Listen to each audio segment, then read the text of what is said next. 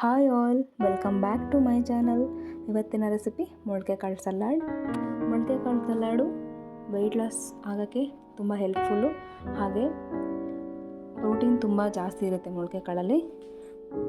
ಮೊಳಕೆ ಕಾಳು ಸಣ್ಣ ಮಕ್ಕಳಿಂದ ಹಿಡಿದು ವಯಸ್ಸಾದವ್ರಿಗೂ ತಿಂದರೆ ಹೆಲ್ದಿಯಾಗಿರ್ತಾರೆ, ಹಾಗೆ ಇದರಲ್ಲಿ ಪ್ರೋಟೀನ್ ಅಂಶ ಜಾಸ್ತಿ ಇರುತ್ತೆ. ಸೊ ಮೊದಲಿಗೆ ನಾನಿಲ್ಲಿ ಹೆಸರು ಕಾಳನ್ನ ಮೊಳಕೆ ಬರ್ಸ್ಕೊಂಡಿದ್ದೀನಿ. ಅಂದರೆ ಒಂದಿನ ಚೆನ್ನಾಗಿ ತೊಳೆದ್ಬಿಟ್ಟು ಮೊಳಕೆ ಬರೋವರೆಗೂ ಬಿಡಬೇಕು.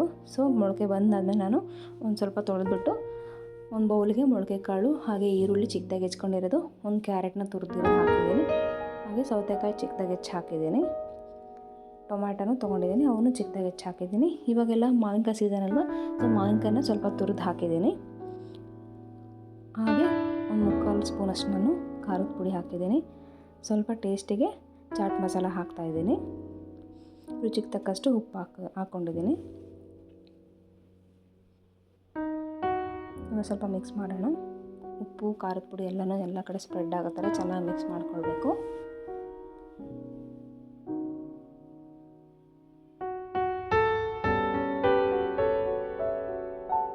ಮೊಳಕೆ ಕಾಳು ಸಲಾಡ್ ನಾವು ಈವ್ನಿಂಗ್ ಟೈಮಲ್ಲಿ ಸ್ನ್ಯಾಕ್ಸ್ ಥರ ನಾವು ತಿನ್ಬೋದು. ಮಾರ್ನಿಂಗ್ ಬ್ರೇಕ್ಫಾಸ್ಟ್ಗೆ ಮುಂಚೆನೇ ತಿನ್ಬೋದು. ಅಂದರೆ ನಾವು ಬೆಳಗ್ಗೆ 8 ಗಂಟೆ ಟೈಮಲ್ಲಿ ಅಥವಾ 9 ಗಂಟೆ ಒಳಗೆ ಇದನ್ನು ತಿಂದ್ಬಿಟ್ಟು 11 ಗಂಟೆ ಟಿಫಿನ್ ಮಾಡೋರು ಆ ಥರ ಮಾಡಿದ್ರೆ ಒಳ್ಳೆಯದು. ಸೊ ಶುಗರ್ ಪೇಷಂಟ್ಸ್ಗೂ ತುಂಬ ಒಳ್ಳೆಯದು. ಇದು ನೀವು ಮನೇಲಿ ಟ್ರೈ ಮಾಡಿ ಕಮೆಂಟ್ ಮಾಡಿ. ಹಾಗೆ ನಾನು ಸ್ವಲ್ಪ ನಿಂಬೆಹಣ್ಣು ತೊಗೊಂಡಿದ್ದೀನಿ. ನಿಂಬೆಹಣ್ಣು ಸ್ವಲ್ಪ ಹಾಕಿ, ಜಾಸ್ತಿ ಹಾಕಿದ್ರೆ ಹುಳಿ ಅಂಶ ಜಾಸ್ತಿ ಆಗುತ್ತೆ, ತಿನ್ನೋಕ್ಕಾಗಲ್ಲ, ಸ್ವಲ್ಪ ಹಾಕಬೇಕು. ಲಾಸ್ಟಲ್ಲಿ ನಾನು ಸ್ವಲ್ಪ ಕೊತ್ತಂಬರಿಯನ್ನು ಹಾಕ್ತಾಯಿದ್ದೀನಿ.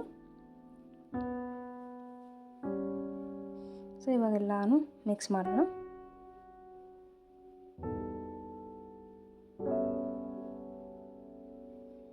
ನೋಡಿ, ಟೇಸ್ಟ್ ಅಂತೂ ತುಂಬ ಚೆನ್ನಾಗಿರುತ್ತೆ. ನೀವು ಮನೇಲಿ ಟ್ರೈ ಮಾಡಿ, ಹೇಗುತ್ತಂತ ಕಮೆಂಟ್ ಮಾಡಿ.